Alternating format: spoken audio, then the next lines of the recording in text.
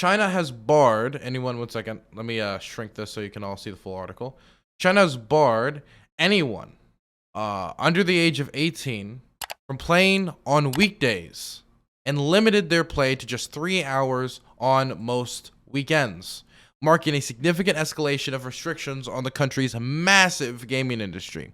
Starting this week, minors will be allowed only an hour of playtime between 8 p.m. and 9 p.m. on Fridays. Okay, so there is a tiny little sliver between 8 and 9 where you can play on Fridays, and weekends and public holidays. According to a statement from Chinese media watchdog, the National Press and Public Administration, NPPA, that was posted by the state news agency on Monday. The move represents a huge tightening of earlier limits set by the agency in 2019, which had restricted play to 90 minutes on weekdays and 3 hours on weekends for children. So this isn't news per se that they have started restricting video games. This isn't restricted at all in the States or really much across most of the world, but they did set restrictions in 2019. The difference between these restrictions is these restrictions are a lot more brutal. Whereas in 2019, you could get an hour and a half on weekdays. That means every day, once you got your homework done, you can play video games for an hour and a half, which, while is not unreasonable, I don't think necessarily the government should be the one putting that restriction in place. I think that should be left up to parents to make that reasonable decision to maybe make it a restriction of an hour and a half on most weekdays after homework's done. But the government did it for parents, took the decision away from parents. And that was 90 minutes on weekdays and 3 hours on weekends. Authority says that the restrictions were put in place to help prevent young people from becoming addicted to video games. And the NPPA noted this week that the rules were being issued at the beginning of the new school semester, putting specific requirements for preventing the addiction to online games and protecting the healthy growth of minors. Now, so that means the old restrictions, it was 90 minutes on weekdays. Now you can't play at all on weekdays except for 1 hour on Friday. Specifically, I don't know why I understand why they're restricting the hours, even though if I think it's stupid. But I don't know why specifically it's 8 p.m. to 9 p.m. I mean, if it's 1 hour, you would think 1 hour at any time would be okay. I guess if they give it a specific time slot, even less people would play it. And then, of course, you've got a couple hours on the weekend. Investors, and I mean, this shouldn't be a surprise, but it's silly that a story this stupid is having this impact. Investors were quick to react.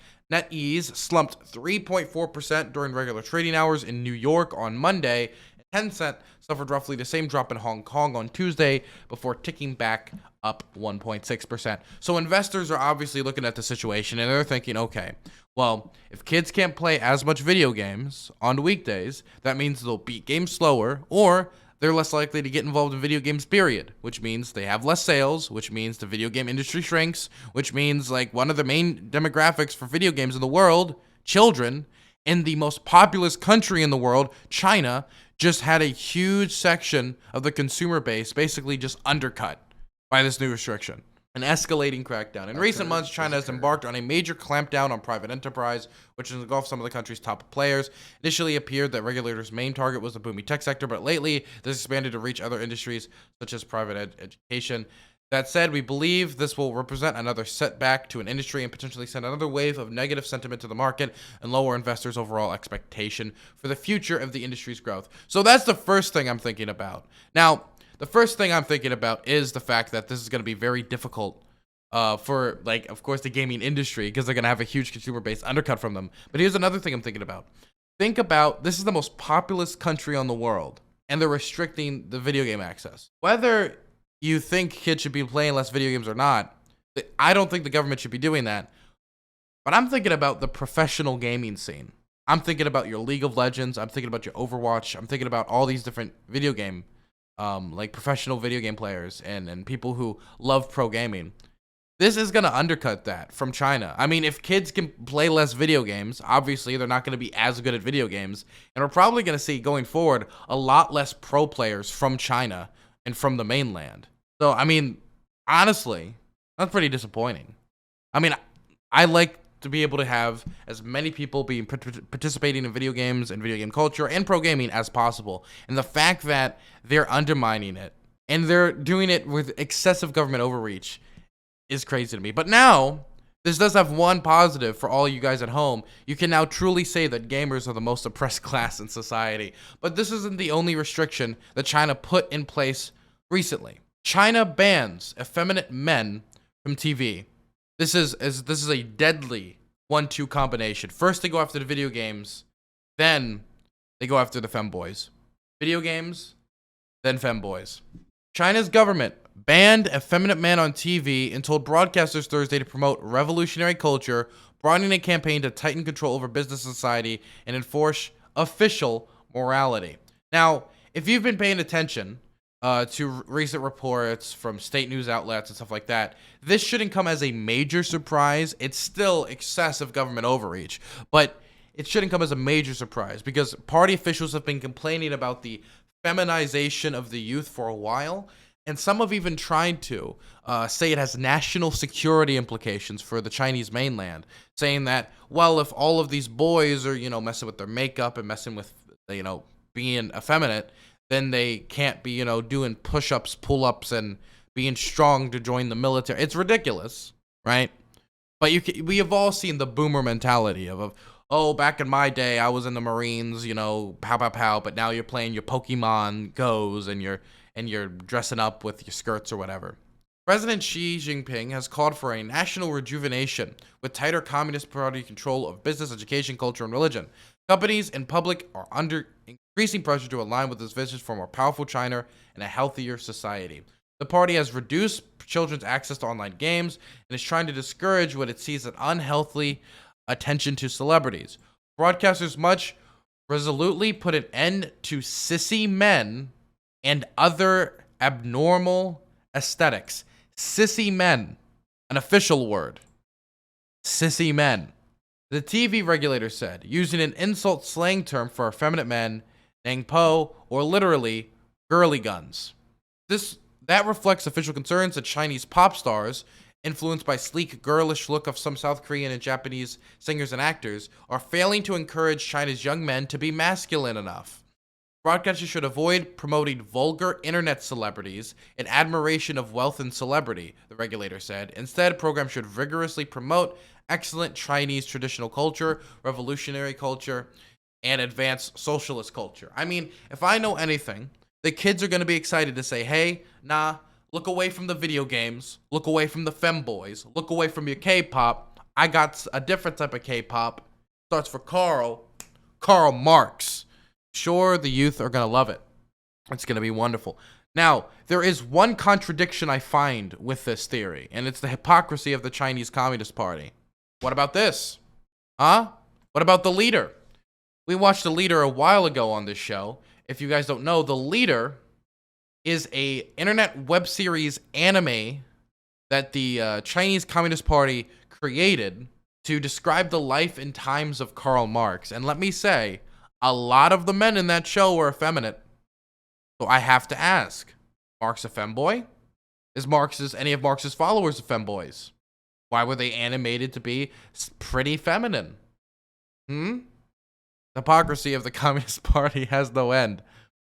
Xi's government is also tightening control over Chinese internet industries. It launched an anti-monopoly, data security, and other enforcement actions at companies including games, social media provider Tencent Holding, and e-commerce giant Alibaba Group that, as the ruling party's worries are too big and independent, rules that took effect Wednesdays limit anyone under the age of 18 to play to 3 hours per week of online games and prohibit play on school days.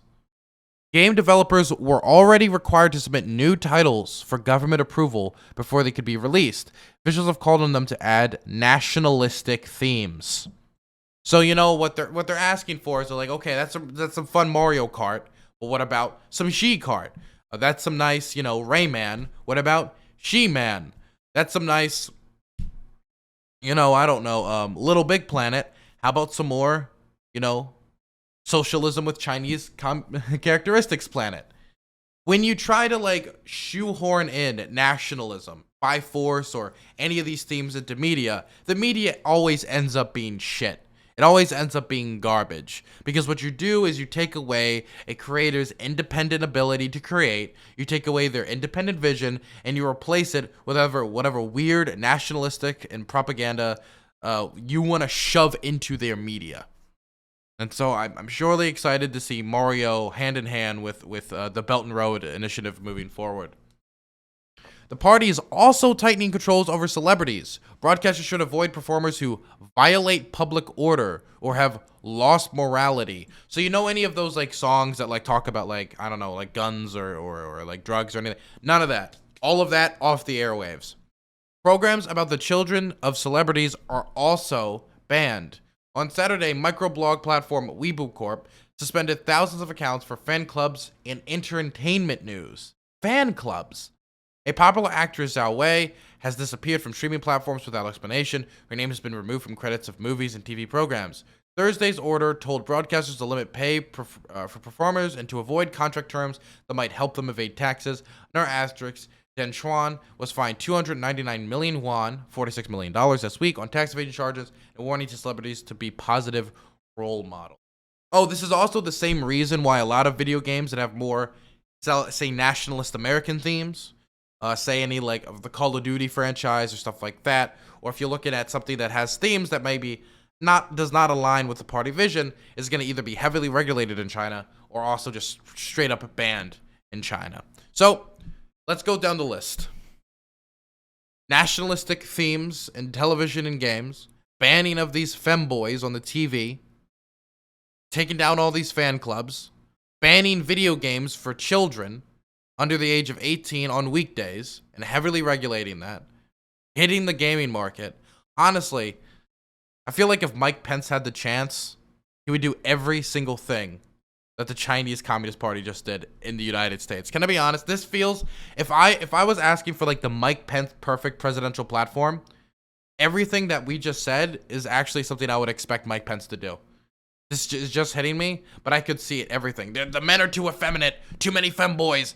The video games are taking over I could see exactly everything. But anyway, this is really sad. It's really stupid. And I hope eventually they overturn this so the kids can go back to playing their Kingdom Hearts or whatever they're playing these days. I say the kids like I'm not like that this time. I'm just like 20. I don't know why I'm saying it like that. I wonder if there's going to be a lot. I assume there's going to be a ton of VPN usage. I assume a lot of young people are just going to stall. We're going to see like VPNs just skyrocket in China, right? Because there's so many kids who are going to see this regulation, laugh, and just find a way around it. They're always going to find a way around it.